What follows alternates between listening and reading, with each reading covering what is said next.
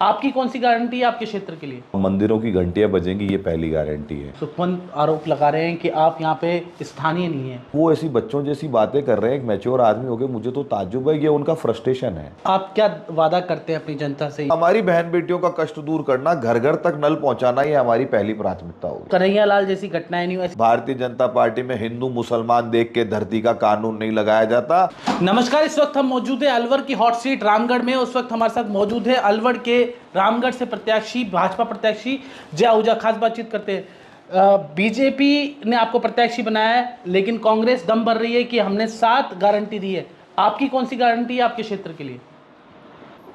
मेवात के इस क्रिटिकल क्षेत्र में, इस अति संवेदनशील क्षेत्र में हमारी आबादी, हिंदुओं की आबादी भले ही किसी भी गांव में कितनी भी कम हो, वहाँ मंदिरों की घंटियां बजेंगी, ये पहली गारंटी है। हमारी बहन बेटियां इस मेवात के क्षेत्र में सुरक्षित और निर्भय होकर घूमेंगे, ये दूसरी गारंटी है। हमारे यहाँ पे जो निर्धन बच्चे हैं, जो छोटी छोटी माता पिता की कमाई जोड़ करके छोटे छोटे कोर्सेज करते हैं, ITI, पॉलिटेक्निक, कंप्यूटर कोर्स, उन सबका रोजगार लगेगा, ये रोजगार तीसरी गारंटी है। कई निर्धन कन्याओं का, बिन माँ बाप की कन्याओं का विवाह गांव बस्ती के सहयोग से और अपनी ओर से कन्यादान देके शुरुआत करके हमने एक समाज के बीच में उदाहरण प्रस्तुत किया, ये हमारी चौथी गारंटी है। व्यक्तिगत खेलों को सपोर्ट करेंगे जिससे बच्चों का करियर बने स्पोर्ट्स के माध्यम से। बॉक्सिंग है, शूटिंग रेंज पहली रामगढ़ में बन चुकी है हमारे प्रयासों से, बॉक्सिंग रिंग तैयारी पे है, अखाड़ों का हमने पुनर्जीवन किया। तो व्यक्तिगत खेलों के माध्यम से बच्चों का कैरियर बने, वो पदक लाएं और उनकी कोटे में नौकरी लगे, ये हमारी पांचवी गारंटी है। जल जीवन मिशन का पैसा भारत सरकार से आया हुआ है, लेकिन हिंदू गांवों में वर्तमान विधायक श्रीमती सफिया खान और उनके पति जुबेर खान जी ने टेंडर नहीं होने दिए। ये आपको भेदभाव स्पष्ट क्षेत्र में घूमेंगे तो दिखाया जाएगा। जल जीवन मिशन का पैसे का पूरा उपयोग हो और घर घर तक नल पहुँचे, ये हमारी छठी गारंटी है। और किसानों को बिजली अगर पूरी नहीं मिले और समय पे नहीं मिले तो किसानों की फसलें नष्ट हो जाती हैं। तो किसानों को बिजली समय पे मिले और पूरी मिलेगी भाजपा सरकार में, ये हमारी 7वीं गारंटी है। जय आहूजा जी, आपके सामने आपके ही बागी सुखवंत आरोप लगा रहे हैं कि आप यहाँ पे स्थानीय नहीं हैं। लगातार वो सोशल मीडिया पर और जनता के बीच में भी जाकर आप बोल रहे हैं। हमारे यहाँ पे बिजनेसेस हैं, हमारे परिवार की यहाँ पे निजी खातेदारी की ज़मीन पे माइनिंग का बिज़नेस है। मेरी खुद की पार्टनरशिप में जो मैंने इलेक्शन फॉर्म में डिक्लेयर किया है, क्रेशर है। 30 साल का हमारे यहाँ पे जुड़ाव है। आप रामगढ़ में मेरे ही मकान में बैठे हैं, यहाँ से पास में ही मेरा एक छोटा सा फार्म भी है। तो मतलब वो है मेरे मित्र का, पर मैंने उससे लिया हुआ है। ऐसा सिंपल सी बात यह है कि मोदी जी को अगर कोई बोले कि आप वाराणसी के स्थानीय नहीं है तो बड़ी बचकानी बात है। और हमारा वोट है यहाँ पे लोकल, और हमने 30 साल से यहाँ पे 5 चुनाव लड़े हैं। तो वो ऐसी बच्चों जैसी बातें कर रहे हैं, एक मैच्योर आदमी हो गए, मुझे तो ताज्जुब है, ये उनका फ्रस्ट्रेशन है। वो अपने गिरेबान में झांक करके देखें कि कल तक जय श्री राम बोलने वाले आदमी को अब ऐसे आदमी का सहारा लेना पड़ गया, चंद्रशेखर रावण का, जो हिंदू देवी देवताओं को गाली देता है। क्या उनको लगता है हमारी जनता इतनी मूर्ख है कि हिंदू देवी देवताओं को गाली देने वाले चंद्रशेखर रावण की पार्टी को वोट दे देगी? आप अपने तुच्छ राजनीतिक स्वार्थ के लिए आपने जनता के बीच में हजारों बार बीजेपी के कार्यक्रमों में वचन दिया कि भाजपा जिसको टिकट देगी हम सब मिलकर के उसका साथ देंगे। तो आज आप कहते हो कि भाजपा ने मुझे टिकट नहीं दिया, तो भाजपा का निर्णय गलत है।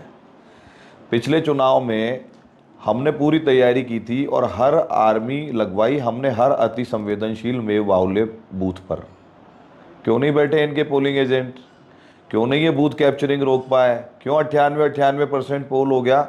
मैं आपके माध्यम से क्षेत्र की जनता को कहना चाहता हूं कि जो व्यक्ति 24 घंटे बेचारगी की मुद्रा में रहे हों, जो व्यक्ति अपने चुनाव में बूथ नहीं बचा पाए हों, जो व्यक्ति हिंदू बच्ची जो हमारी चली गई मस्ताबाद की और लव जिहाद में, दूसरी हिंदू बच्ची पे हमारे SC दलित समाज की बच्ची के ऊपर अटेम्प्ट टू रेप हुआ परताकाबास में, जो व्यक्ति उस पंचायत में फेल हो गया और आपका विश्वास नहीं जीत सका, जो व्यक्ति स्वयं के चुनाव के लिए आपका विश्वास नहीं जीत सका, वो व्यक्ति आपकी बहन बेटी, आपके मंदिरों की, आपकी ज़मीन जायदाद की, आपकी सुरक्षा नहीं कर पाएगा। यहाँ का ताकत का चुनाव है, यहाँ दुस्साहस का चुनाव है। हमको किसी से कोई भेदभाव नहीं है। हम कोई मुसलमानों के खिलाफ नहीं है, लेकिन यहाँ के कांग्रेस प्रत्याशी ने जो एक गुंडों की टोली पाल रखी है जो उनके गांव में अल्पसंख्यक हिंदुओं के ऊपर अत्याचार करती है, जो क्राइम करने के एक्सपर्ट लोग हैं, उन सब के विरुद्ध, अपराध के विरुद्ध हम सामने ताकत से खड़े हुए हैं। जो व्यक्ति खुद के चुनाव में बूथ नहीं बचा सकता, वो रामगढ़ की बहन बेटी नहीं बचा सकता, वो रामगढ़ की ज़मीनें नहीं बचा सकता, और वो रामगढ़ की अस्मिता और इज्जत नहीं बचा सकता, और रामगढ़ वालों को भी वो नहीं बचा सकता।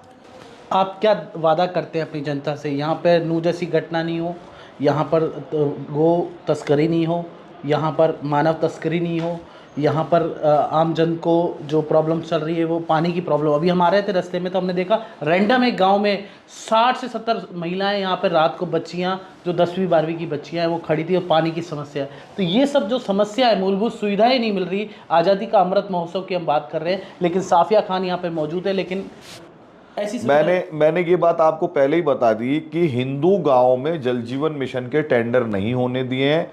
मेव समाज पानी पिए, हमको कोई आपत्ति नहीं, क्योंकि मोदी जी ने तो उनके लिए भी पैसा भेजा है।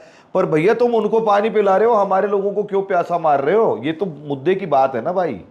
तो मैंने पहले ही कहा कि जल जीवन मिशन के टेंडर कराना और हमारी बहन बेटियों का कष्ट दूर करना, घर घर तक नल पहुंचाना, ये हमारी पहली प्राथमिकता होगी।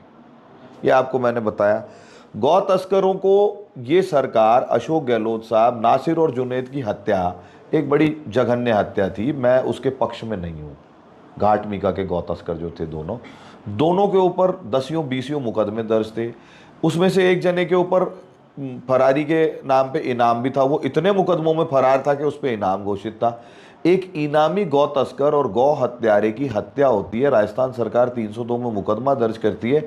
हमने बोला आप इन्वेस्टिगेशन करो और अपराधियों को दंड दो, क्योंकि हत्या हुई है, कोई दिक्कत नहीं है। लेकिन सरकार तुष्टिकरण के लिए उनके घर तक पहुंच जाती है। खुद मुख्यमंत्री हेलीकॉप्टर लेके घाटमीका गांव में जाते हैं और गौ तस्करों के परिवार को मुख्यमंत्री जी नौकरी भी देते हैं और बहुत लंबा चौड़ा मोटा मुआवजा भी देते हैं। अरे भाई कैसी सरकार चला रहे हो? हमारे यहाँ अहमदाबाद में किशन लाल जी जाटव की मॉब लिंचिंग से हत्या हो गई, सरकार क्यों नहीं आई? रामगढ़ विधानसभा क्षेत्र में उन्हीं के समाज के चिरंजी लाल सैनी जी की हत्या हो गई मॉब लिंचिंग से, मेवों ने कर दी। ये पहली वाली हत्या भी मेवों ने की थी, क्यों नहीं आया अशोक गहलोत उनके परिवार को संभालने?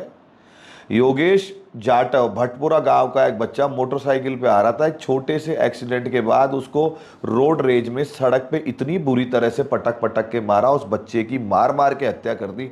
अरे भाई गहलोत साहब आप क्यों नहीं आए उससे मिलने? तो आपकी सरकार बनेगी तो कन्हैया लाल, आप कह रहे हैं कि हमारी सरकार बन रही है तो कन्हैया लाल जैसी घटनाएं नहीं हो, ऐसी घटना, इसके लिए क्या आप कमिटमेंट करते हैं अपनी जनता? देखिए कमिटमेंट यही है कि भारतीय जनता पार्टी का पहले भी शासन रहा है। भारतीय जनता पार्टी के लिए अपराधी अपराधी होता है, उसकी जाति और मजहब देख करके उसको छूट नहीं दी जाती।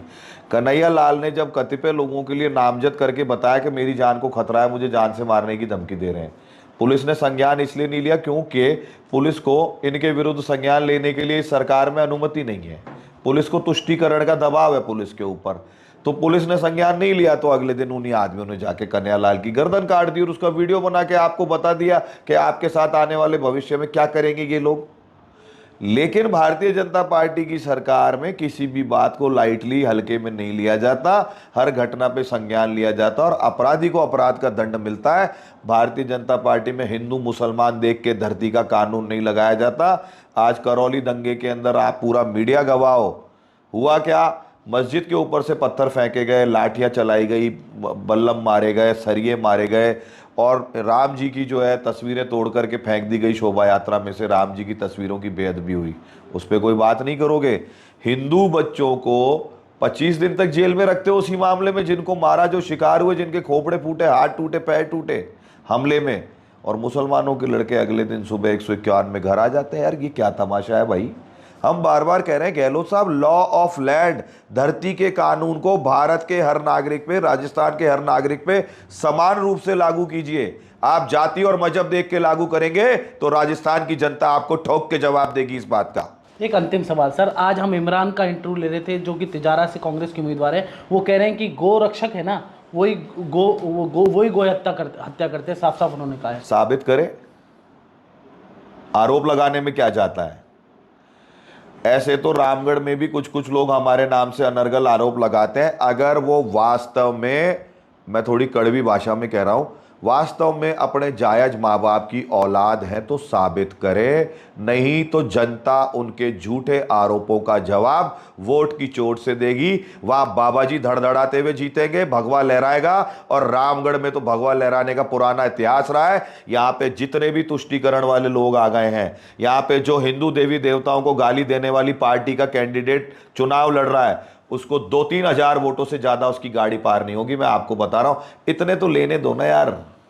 अब आपकी भाषा में पूछता हूँ, आपका प्लान है जनसभाओं को, कुछ प्लान है जनसभा का, कौन कौन सी हो रही है? भाई जनसभा पार्टी के बड़े लोगों से बात करके तय करेंगे। बाकी जय आहूजा, ज्ञानदेव आहूजा, यहाँ पे चलती फिरती जनसभाएं हैं। डोर टू डोर हम जहाँ, हाँ बिल्कुल सब चल रहा है। हम जहाँ जाते हैं वहीं जनता इकट्ठी हो जाती है, वहीं सभा हो जाती है और वही जनसभा हो जाती है।